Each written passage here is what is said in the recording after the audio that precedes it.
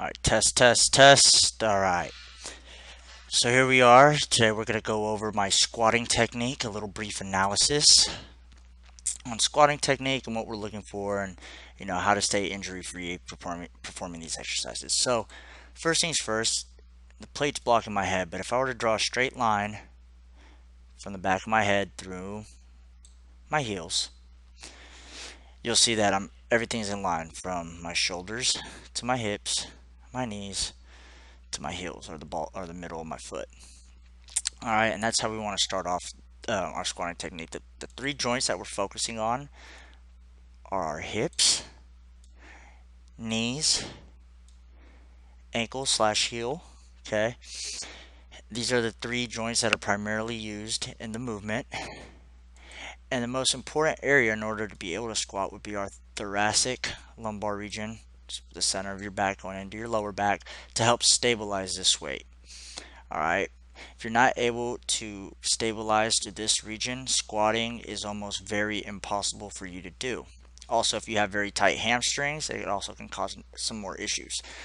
So what we're going to look at is that I'm in a straight line as I go down, right, 90 degrees, boom. Okay, and the first thing you're going to see here is I slightly bend my knees to engage my hips. When you're squatting, the thing you're trying to do is you're actually trying to reach out and back at this angle here as you go down. So you see, as I push play, my knees will slightly bend to engage the motion, but the first action I really do is reach back with my hips. Now as I continue to go down, I maintain a neutral spine position, as you see here, from my hips all the way up to my spine through the back of my head should be in a straight line as such, right? We don't want to see any curvature of the back or any arching. We want to stay neutral as possible, maintain a good spine position to make sure we're staying injury free. And as you continue to go down, you want to maintain that position. If I draw that line again, you'll see those two lines are parallel. Not much has changed from my squatting technique other than I've moved a couple inches. Now here, as we continue to go down, we're going to look at the hips. We're going to draw a line from the femur sitting inside of our hip out. Right there, you want to make sure that our thighs are parallel to the ground. Okay, and then from our knee to our heel, we should have anywhere from a 70 to a 75 degree angle right there. Right, and that's a good bottom position of a squat. Now, as you watch, as I start to go up, you will see that I'm driving the weight through my heels. At no point in time am I rolling up onto the balls of my feet here and leaving my heels off the ground. My heels stay on the ground through the whole entire lift. So as I get all the way down to the bottom position and start to drive the weight up, I sit at the bottom, drive the weight up. I'm driving through my heels. My heels never leave the ground.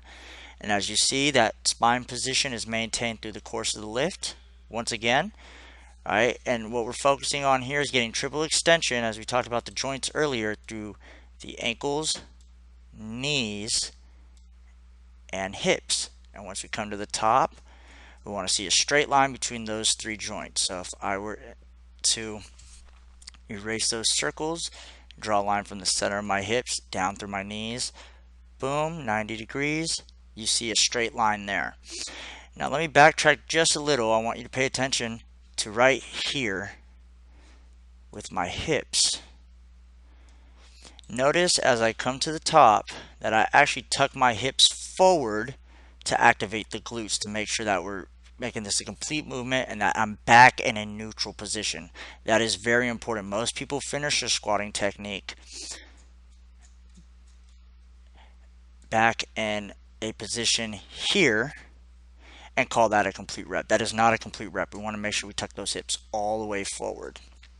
All right, and that is a complete squat rep. Now if we look over here, we're just going to look at some from a front angle. We want to make sure we're in a good rack position. And what I like to tell my athletes is that we're trying to make a W with our arms. Okay, that's how we're going to stabilize that weight in order to flare up our traps here and here so the bar can rest on our traps. Most people have the misconception that we're resting the bar on the back of our neck or really low on the back of our scaps. We don't want to rest the bar there. That's not a stable position to have the bar. We want to rest it on top of our traps. And in order to get our traps up, we need to be in this W position here. If you look across my toes are in a straight line from here to here. Get that 0 angle. Boom. Right there in a straight line. If I were to draw a line from here to here, we're straight there. We're straight. It's a little off. We'll go from the center of our thigh down through our heels.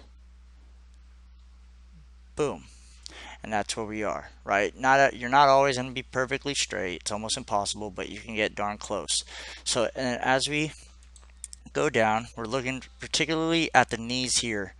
Knees and feet. So we want to make sure that our feet aren't turning inwards or outwards. They primarily will turn outwards if you have any imbalances throughout your quads, and that our knees aren't caving inwards or going outwards, which we call valgus or varus. We want to avoid those while we're squatting. So if we look here, as I go down, feet are stabilized. My eyes are looking up in a good rack position, neutral spine. As we engage in our downward motion, we reach back with the hips once again.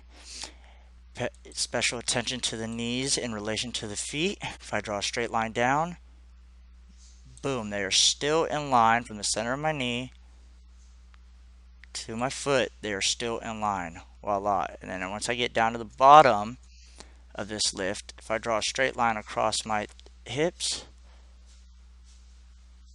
boom, I'm also neutral there, right? Good rack position. Eyes are looking up. I'm not looking down at the ground. And from here, once again, we're going to drive the weight from the bottom through our heels, making sure we're not rolling up onto our toes, exploding up, pushing the weight through our heels, using our glutes and our hammies and our quads, drive that weight up, tuck the hips back in and under, back in a standing position, and that is a complete rep. All right, the biggest things we need to make sure of when we're squatting is that our knees, as we go down, that they never go over the toes, but instead they track, or they never go past the toes, they track right over the toes. We don't want to see our knees getting out here, okay?